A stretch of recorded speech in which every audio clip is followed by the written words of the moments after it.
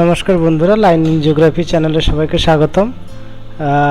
ইতিমধ্যে কিন্তু West Bengal CHSC council of higher secondary education তারা কিন্তু 2024-এ 11-12-এর জন্য নতুন সিলেবাস কিন্তু অলরেডি প্রকাশ করেছে। আজকে আমরা বিস্তারিত জেনে নেব যে এই প্যাটার্নটা কেমন, কিভাবে এর বিষয় রয়েছে, কিভাবে পরীক্ষা হবে, 11-এ কেমন হবে, 12-এ কেমন হবে, কত মার্কের হবে, সমস্ত কিছু এতে বোঝানোর চেষ্টা করব। এখানে আমরা যদি দেখি যে পশ্চিমবঙ্গ উচ্চ মাধ্যমিক বোর্ডের মোট 62টি বিষয় রয়েছে, তার মধ্যে 49টা সিলেবাস কিন্তু ইতিমধ্যে পরিবর্তন হতে চলেছে, যেটা কিন্তু 2025-এ মানে রিসেন্টলি লাগু হতে চলেছে। 13টি ভোকেশনাল সাবজেক্টের সিলেবাস পরিবর্তন হয়নি, কিন্তু 11 বছর আগে যে সিলেবাসটা সংশোধন হয়েছিল সেখানে প্রজেক্ট ইন্টার্নশিপ সংযুক্ত হচ্ছে কিন্তু নতুন সিলেবাসে। অর্থাৎ আমরা যদি দেখি যে সমস্ত কাজের উপরে, অর্থাৎ টেকনিক্যাল যে কাজগুলোর উপরে, সেগুলো কিন্তু নতুন সিলেবাসে গুরুত্ব দেওয়া হয়েছে। উচ্চ মাধ্যমিকের প্রথম সেমিস্টারে শূন্য পেলেও কিন্তু পরের সেমিস্টারে বসা যাবে। অর্থাৎ কলেজে যেরকম সিবিসিএস বা এনইপিতে সুযোগ রয়েছে যে একটা বিষয়ে ফেল করে গেলে পরের সেমিস্টারের সাথে কিন্তু পরীক্ষা দেওয়া যাবে, সেই রকম কিন্তু উচ্চ মাধ্যমিকে একই জিনিস আনতে চলেছে। বাংলাতে সবচেয়ে বেশি পরিবর্তন হয়েছে, গদ্য এবং পদ্যতে পরিবর্তন হয়েছে, শ্রীজাতর কবিতা পড়ানো হচ্ছে, ইতিহাসেও কিছু কিছু পরিবর্তন হয়েছে। আলটিমেট সবগুলোতে কিন্তু পরিবর্তন হয়েছে। এবং এই মুহূর্তে যদি দেখি যে গণিত, পদার্থবিজ্ঞান, রসায়ন এবং কৃষিবিদ্যার সিলেবাস একই থাকছে। জিওগ্রাফিরও সিলেবাস ভাগ হয়েছে, তবে শুধুমাত্র সেমিস্টার সিস্টেমে 4 ভাগে করে দেওয়া হয়েছে। কমার্স এবং বাণিজ্য বিভাগের বিষয়গুলোতে কিছু কিছু ট্যাক্স বা রুলস, নিয়মকানুন এগুলো আপডেট করা হয়েছে। জিএসটি যেহেতু এগুলো বর্তমান দিনে খুবই গুরুত্বপূর্ণ বিষয়, সেগুলো কিন্তু অ্যাড করা হয়েছে।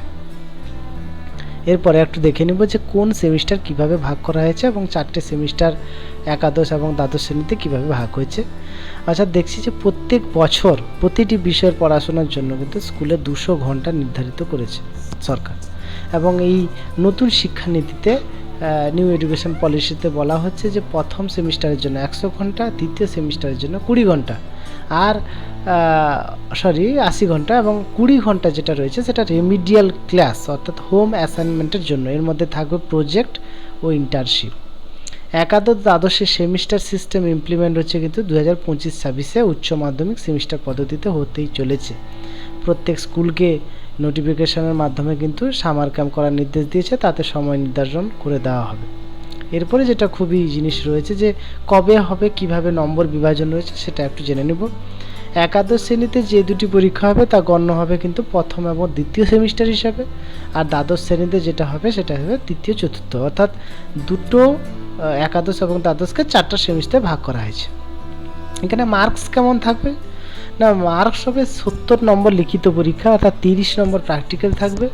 প্রত্যেক সেমিস্টারের জন্য থাকবে বরাদ্দ 35 নম্বর, অর্থাৎ দুটো সেমিস্টার মিলিয়ে কিন্তু 70। প্র্যাকটিক্যাল পরীক্ষা একবারই হবে, সেটা হবে লিখিত পরীক্ষার শেষে, এবং প্র্যাকটিক্যাল না থাকলে 80 নম্বর লিখিত পরীক্ষা হবে, 20 নম্বর হবে প্র্যাকটিক্যাল।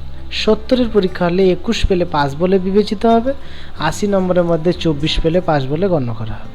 একাদশের পরীক্ষার দায়িত্ব কিন্তু নিজস্ব স্কুলের। 12টা কিন্তু মানে অর্থাৎ তৃতীয় এবং চতুর্থ যে সেমিস্টার রয়েছে সেটা কিন্তু বাইরে পড়বে, যেরকম আমাদের এইচএসে পড়তো। রুটিন কিন্তু উচ্চ মাধ্যমিক শিক্ষা সংসদ দিবে। উচ্চ মাধ্যমিকের প্রথম সেমিস্টার হবে ওএমআর শিটে, অর্থাৎ এমসিকিউ এবং এসিকিউ দুটো কিন্তু ভাগে পরীক্ষা হবে। কমান অর্থাৎ একই অ্যাডমিট কার্ডে দ্বাদশ শ্রেণীর 3rd ও 4th সেমিস্টার হবে, অর্থাৎ যে অ্যাডমিট কার্ডে একাদশেও থাকবে সেটা দ্বাদশেও থাকবে।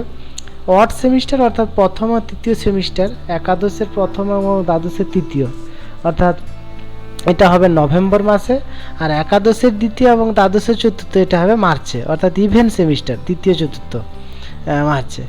এবার কেমন কি যে আমরা 100 ঘন্টা 150 ঘন্টা আলোচনা করলাম, 80 ঘন্টা, সেখানে দেখছি যে প্রত্যেকটা সেমিস্টারের জন্য নির্ধারিত সময় রয়েছে এরকম। ফার্স্ট সেমিস্টারে 1.5 ঘন্টা, দ্বিতীয় সেমিস্টার 1.5 ঘন্টা, তৃতীয় সেমিস্টার 1.5 ঘন্টা, চতুর্থ সেমিস্টার 2 ঘন্টা, অর্থাৎ এইগুলো রয়েছে আমাদের পুরো সিলেবাস আমরা আলোচনা করলাম, এবং এই চ্যানেলে জিওগ্রাফি সিলেবাসটাকেও পরবর্তী ভিডিওতে আমরা দেখানোর চেষ্টা করেছি, পুরো জিওগ্রাফি সিলেবাসটাকে। ধন্যবাদ।